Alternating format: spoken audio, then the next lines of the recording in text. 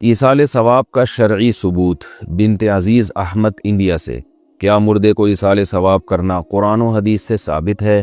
ایک عالم سے سنا ہے کہ رسول اللہ صلی اللہ علیہ وسلم کے زمانے میں بہت سے صحابہ کا انتقال ہوا، لیکن آپ صلی اللہ علیہ وسلم نے کسی کے لیے ایصال ثواب کرنے کا اہتمام نہیں کیا، اور صحابہ کرام نے بھی اس پر عمل نہیں کیا۔ ایصال ثواب حدیث سے ثابت ہے۔ صحابیہ رسول اللہ صلی اللہ علیہ وسلم کے پاس آئیں، عرض کیا یا رسول اللہ ان امی توفیت عنی افاتصدق عنہا، یا رسول اللہ میری والدہ کا انتقال ہو گیا ہے، کیا میں ان کی طرف سے صدقہ کر سکتی ہوں؟ آپ صلی اللہ علیہ وسلم نے فرمایا نعم، ہاں صدقہ کر سکتی ہو۔ تو اس سے پتہ چلتا ہے کہ میت کے لیے صدقہ کیا جا سکتا ہے۔ بعض علماء، خاص طور پر جو ہمارے اہل حدیث مکتبہ فکر کے علماء ہیں، وہ اس حدیث پر یہ اشکال کرتے ہیں اور یہ کہتے ہیں کہ جتنی بات حدیث سے ثابت ہے ہم اتنے پر عمل کریں گے، جس چیز کا حدیث میں ذکر نہیں ہے ہم اس پہ فتویٰ نہیں دے سکتے۔ صدقے کا تو تذکرہ ملتا ہے، لیکن قرآن پڑھنا اور میت کے لیے نماز پڑھنا یا باقی نیکیوں کا حدیث میں کہیں بھی تذکرہ نہیں ہے، لہذا قرآن پڑھ کے ایصال ثواب یہ گویا بدعت عمل ہے، کیونکہ حدیث سے ثابت نہیں ہے۔ تو میری چونکہ خود اہل حدیث علماء سے بھی بات چیت ہوتی رہتی ہے، تو انتہائی احترام کے ساتھ میں ان سے یہ بات عرض کرتا ہوں کہ قرآن و حدیث میں جب کوئی عدد بیان کیا جائے کہ یعنی کسی خاص چیز کا ذکر کیا جائے، تو اس پر امت کا اجماع ہے کہ وہ خاص چیز مراد نہیں ہوتی جب تک کہ اس کی خصوصیت کی دلیل نہ ہو۔ اس سے مراد عموم ہوتا ہے۔ جیسے حدیث میں 6 چیزوں کے بارے میں آتا ہے کہ ان میں یہ سودی ہیں، 6 چیزیں آتی ہیں، الحنطۃ بالحنطۃ والشعیر بالشعیر، کہ جو کے بدلے میں جو، گندم کے بدلے میں گندم، اور چونے کے بدلے میں چونا، اس طرح کی روایتیں ہیں۔ والذہب بالذہب، سونے کے بدلے میں سونا، چاندی کے بدلے میں چاندی۔ تو 6 چیزوں کے بارے میں حدیث میں آتا ہے کہ ان کو جب آپس میں بیچا جائے گا تو برابر سرابر بیچا جائے گا، ذرا سا بھی ایک طرف اضافہ ہو گیا تو وہ سود ہے۔ تو چاروں ائمہ اس پر متفق ہیں کہ یہ 6 چیزوں میں انحصار نہیں ہے، بلکہ جو چیزیں بھی ان 6 چیزوں جیسی ہوں گی ان میں بھی ربا کا تحقق ہوگا۔ مثال کے طور پر یہ جو کرنسی ہے جس میں آج ہم لین دین کرتے ہیں، کرنسی کو کرنسی کے بدلے میں بیچنا، اس میں اضافے کے ساتھ اسی ملک کی کرنسی ہو تو آپ 10 روپے دے کر 11 روپے نہیں لے سکتے، یہ حرام ہے، ناجائز ہے۔ حالانکہ 6 چیزوں میں کرنسی کا تو تذکرہ کہیں بھی نہیں ملتا۔ اب اگر کوئی یہ کہے کہ 1 لاکھ روپے دے کر کسی سے ایگریمنٹ کر کے 1.5 لاکھ روپے لینا جائز ہے، اور حرام کیوں ہے؟ حرام اس لیے ہے کہ جی وہ حدیث میں تو 6 چیزوں کا تذکرہ ہے، کرنسی کا تو تذکرہ ہی نہیں ہے، تو ظاہر ہے یہ 100% غلط بات ہوگی، یہ فتویٰ بالکل غلط ہوگا۔ حدیث میں تذکرہ ہے، صراحتاً نہیں ہے، دلالتاً ہے۔ بعض چیزیں الفاظ سے ثابت ہوتی ہیں، بعض دلالت سے ثابت ہوتی ہیں۔ اس کی اور مثال قرآن مجید میں آتا ہے وَلَا تَقُل لَهُمَا اُفٍّ، ماں باپ کو اف بھی مت کرو۔ اب اس میں کوئی یہ کہے کہ قرآن نے اف کرنے پر پابندی لگائی ہے، جوتے مارنے کا تو کوئی تذکرہ نہیں ملتا، لہذا معاذ اللہ جوتے مارنا جائز ہے، تو یہ کہا جائے گا بھائی جب اف کرنا حرام ہے، اس کی وجہ یہ ہے، اس کی علت یہ ہے کہ اس سے تکلیف ہوتی ہے، تو اس سے پتہ چلتا ہے کہ جوتے مارنا بھی بطریق اولا حرام ہے، کیونکہ اس سے تو اور زیادہ تکلیف ہوتی ہے۔ تو یہ کہنا کہ حدیث میں تذکرہ نہیں ہے یہ غلط ہے، حدیث میں تذکرہ ہے، لیکن آپ دلالت النص سے پتہ چلتا ہے، آپ غور کریں گے، تفکر کریں گے تو آپ کو ملے گا حدیث میں۔ جیسے اہل حدیث عالم جو یہ بات کہتے ہیں نا کہ صدقے کا ذکر ہے تو ہم صدقہ تو کریں گے، باقی چیزوں کا تذکرہ نہیں ہے، تو صدقے والی حدیث میں باقی چیزوں کا بھی تذکرہ ہے۔ تو ان علماء سے میں ایک بات عرض کرتا ہوں کہ حدیث میں آتا ہے رسول اللہ صلی اللہ علیہ وسلم نے فرمایا کل لہو باطل الا ثلاث، ہر قسم کا کھیل باطل ہے، غلط ہے، ناجائز ہے، سوائے 3 کھیلوں کے۔ اس میں ملاعبۃ الرجل اہلہا، زوجہ سے دل لگی کرنا، اور گھڑ سواری اور تیر اندازی، یہ 3 چیزیں آپ صلی اللہ علیہ وسلم نے بتائیں۔ تو کیا آپ بتائیں کہ کیا ان 3 چیزوں کے علاوہ تمام کھیل حرام ہو گئے؟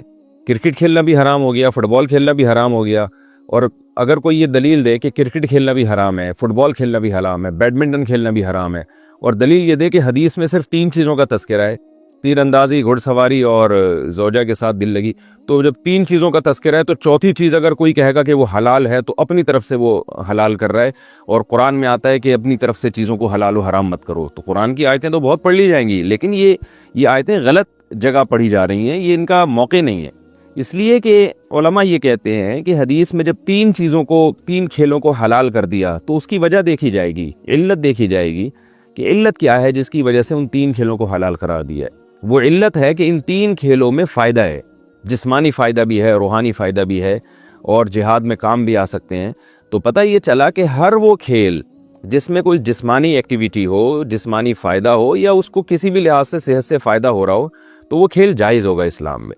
تو اس میں فٹ بال بھی آ گیا، کہ آپ ظاہر ہے فٹ بال کھیلتے کھیلتے آدمی خود فٹ بال بن جاتا ہے، اتنی اس میں ایکسرسائز ہوتی ہے، اور بیڈمنٹن بھی آ گیا، اس میں بھی ایکسرسائز ہوتی ہے، تو کوئی بھی کھیل اچھی نیت سے کھیلا جائے گا وہ جائز ہوگا۔ اب اس میں یہ حدیث کا مطالبہ کرنا کہ 3 چیزیں تو حدیث میں آتی ہیں، چوتھی چیز انہوں نے اپنی طرف سے نکال لی ہے، تو یہ غلط مطالبہ ہوگا۔